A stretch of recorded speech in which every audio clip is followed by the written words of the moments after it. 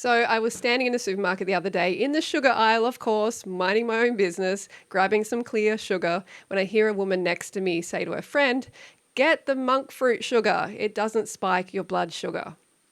And her friend agreed, and I'm just left standing in there thinking, oh no, another victim of the anti-sugar propaganda spreading, fear without facts. Then she added, "Sugar is the worst thing you can eat for blood sugar."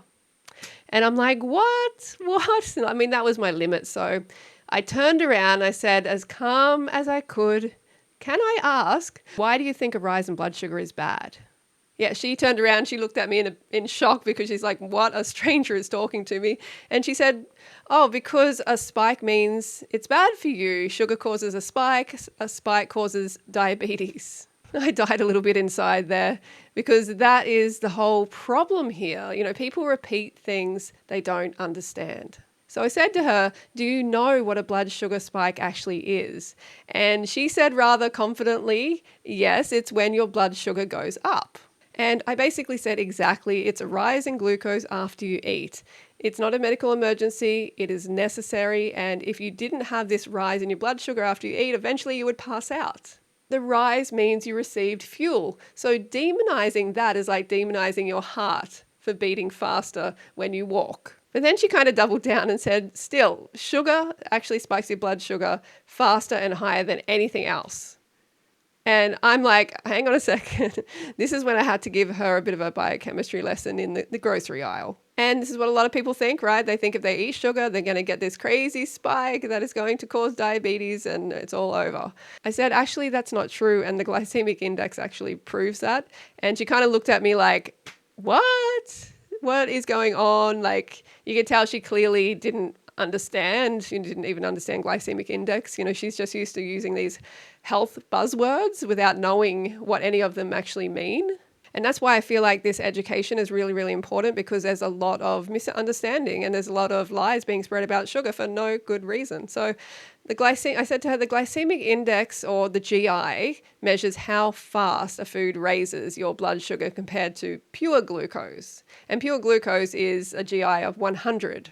And white sugar, it's not 100. It's not nowhere near 100. It's only 65. So it's only moderate GI. So she's standing there with her friend and she is being very polite. And I know I've only got a certain amount of time before she walks off, but she said she seems interested. And she's like, "Oh, really?" And I'm like, "Yeah, because white sugar is sucrose and it's a disaccharide. It splits into glucose and fructose. And that fructose half is really, really important because it actually slows the blood sugar rise, because fructose doesn't go straight into the bloodstream and it doesn't require insulin, and it goes to the liver to refill glycogen. So you're only getting the glucose half of the rise. So it's basically, cutting off half of the rise because with the fructose. That's why the GI of sugar is only moderate. It's similar to bananas, sweet potatoes, but foods like white rice, white bread, they have a higher glycemic index than straight white sugar because they break down to only glucose.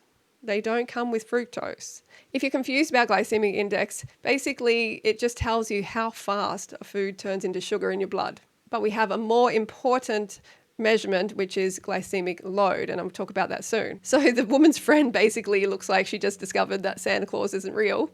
And the sugar-fearing woman, she actually, I don't know, I think she's getting a bit annoyed because maybe I'm taking up too much of her time with the truth. So she decides to end it there and says, "Oh, that's very interesting. Thanks, we have to go." And I'm like, "Yeah, cool. All right. Yep. See you later."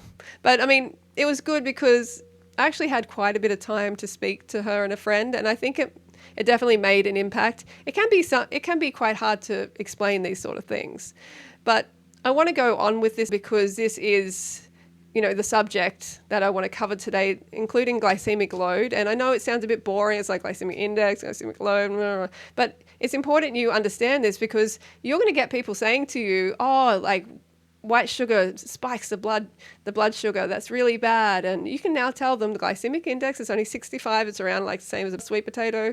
It's fine. It's absolutely fine. But at the same time, it doesn't matter if you're getting the spike. I mean, Sure, in nature, you are meant to get that fructose like you get with the white table sugar. You are meant to get that. So it's actually better for your blood sugar than white rice, white pasta, white potatoes, those sort of foods, because you have that fructose coming in. But still, with that pure glucose rise, your body can still handle this okay, all right? So you don't have to ditch all those cooked carbohydrates. I'm not saying you need to do that. And what matters is what I've been teaching a lot is the elevation. So if you have the lipotoxicity, if you're lipotoxic, if you had too much fat in the cells, like I was talking about the other day, too much fat in cells and around the fat cells, that's going to then trap the sugar in your bloodstream.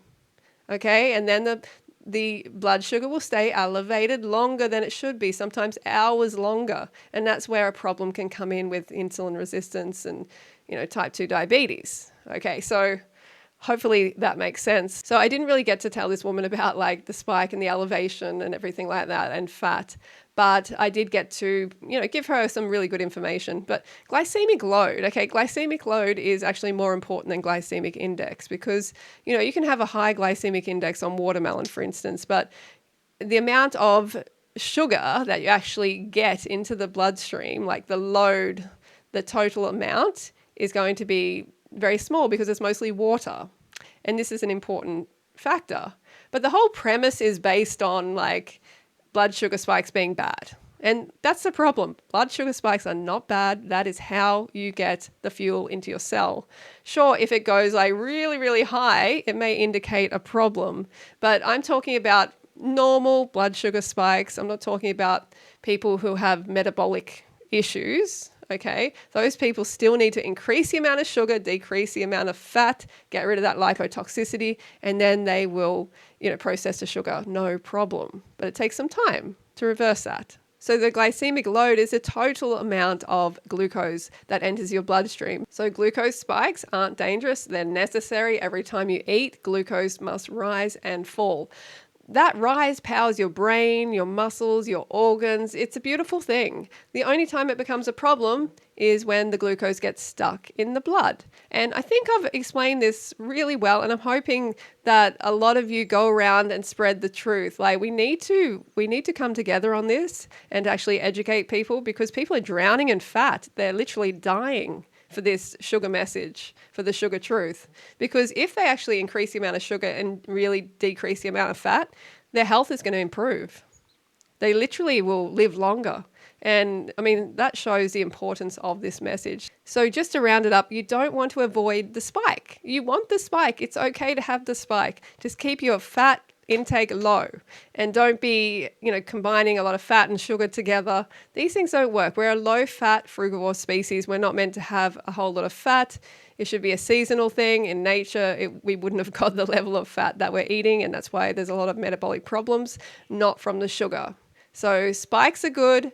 Glucose drag or the elevation where it's staying up, that is not good, but that is because of excess fat, not sugar. So sugar spikes are how you get the fuel into the cell. It is okay.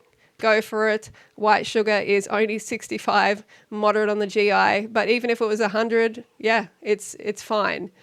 But as long as you keep the fat low. And I'm not trying to say that sugar is better than fruit or anything like that. Of course, fruit is always queen. It's about adding sugar to your fruit to increase the nutrition. And you don't have to fear that at all. It's actually a fantastic supplement and it's really, helping change people's lives. And if you want to change your life as well, check out my books. I have physical books, not many copies actually left, but you can check them out. There is a few copies left on my website, but you can get the ebook instantly, download it, and there's a bunch of over 50 recipes in this book, a bunch of recipes in this one as well. And I talk all about how I lost over 40 pounds on a fruit-based diet, and you can too. You can completely transform your life. Yay, check it out. Hey, don't forget to go fruit yourself, and I'll talk to you soon.